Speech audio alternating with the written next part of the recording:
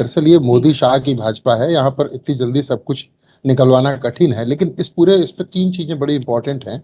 वो जो अभी जब कल आज अभी 18 से 20 तारीख को चूंकि इनकी नेशनल एग्जीक्यूटिव की मीटिंग होनी है, ऑब्वियस है इनके पास समय नहीं है, इसलिए आज से कल तक ये डिसीजन इनको करना ही करना है। क्योंकि तो उसमें एक चीज तो तय हो रही है कि इनके साथ संकट है।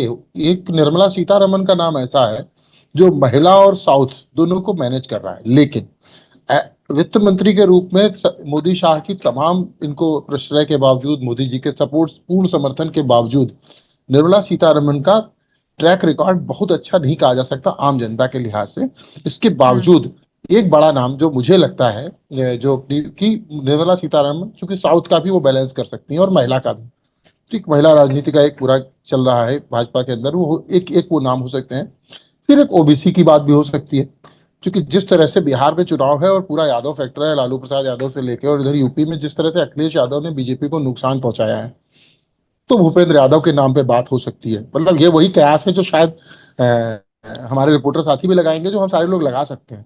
लेकिन जो दो तीन बड़े नाम है वो मुझे लगता है कि भूपेंद्र यादव हो सकते हैं। शिवराज सिंह चौहान की बात चल रही है, कि मुझे लगता नहीं कि मोदी और शाह शिवराज सिंह चौहान पे रिस्क लेंगे, क्योंकि हम्म। अगर उनको रिस्क लेना होता तो उनको मंत्री नहीं बनाया होता।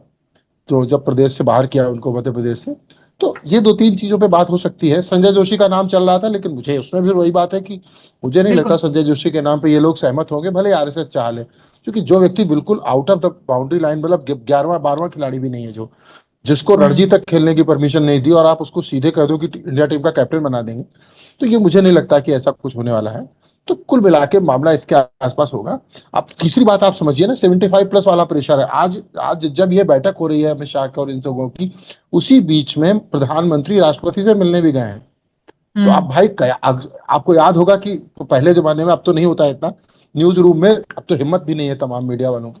पहले तो इतने पे कयास लग जाते थे ना, अगर कोई प्रधानमंत्री राष्ट्रपति के पास मिलने चला जाए इस समय, जबकि 75+ वाला वो है। लेकिन अभी मैंने सुबह से हम्म। किसी चैनल पे नहीं देखा कि चल रहा हो कि क्यों मिलने गए प्रधानमंत्री राष्ट्रपति से। तो एक वो भी खेल हो सकता है, वो होगा नहीं, मैं भी कह रहा हूँ ये नहीं होगा।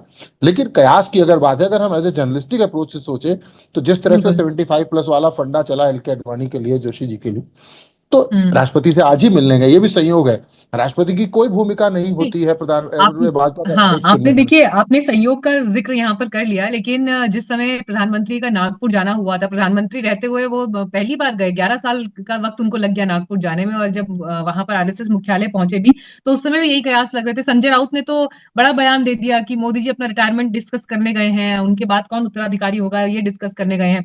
लेकिन आरएसएस की क्या भूमिका रहेगी, आरएसएस क्या चाहता है, स्पेशली जब 100 ईयर्स पूरे हो रहे हैं, और यहाँ से जो हम भी जब अलग अलग लोगों से बात करते हैं, तो जो बातें निकल कर आती हैं कि बीजेपी में जो ये नई बीजेपी है, जो इस दौर की बीजेपी है, जिसमें बड़े फैसले, अहम फैसले दो, नंबर 1 नंबर 2 के बीच ज्यादा होते हैं, और उसके बाद वो बाकी लोगों तक पहुंचते हैं। तो आरएसएस की भी एक ये इच्छा है कि कम से कम एक ऐसा चेहरा, ऐसा व्यक्ति हो कि जहां पर फैसले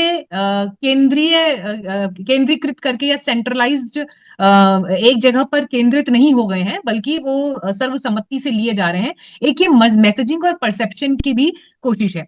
हालांकि बीजेपी के नेताओं से जब बात होती है तो कहते हैं पार्टी का इंटरनल मैटर है, दूसरे दलों में तो परिवार के लोग चुन लिए जाते हैं, हम कम से कम कार्यकर्ता तक को अध्यक्ष पद तक बना देते हैं या टॉप पोजीशन पर बना देते हैं। तो ये उनका कहना होता है, पार्टी का इंटरनल मैटर भी बता रहे हैं। लेकिन देखिए, जब होता ही है ना, 20 करोड़ से ज्यादा सदस्यों का दावा जो पार्टी करती है, तो उसका अध्यक्ष कौन बनेगा, इसमें रुचि होना स्वाभाविक है देश की। और बड़ा स्वाभाविक है। और आगे और चुनाव देखिए इस जगह कौन पर कौन से बस हैं।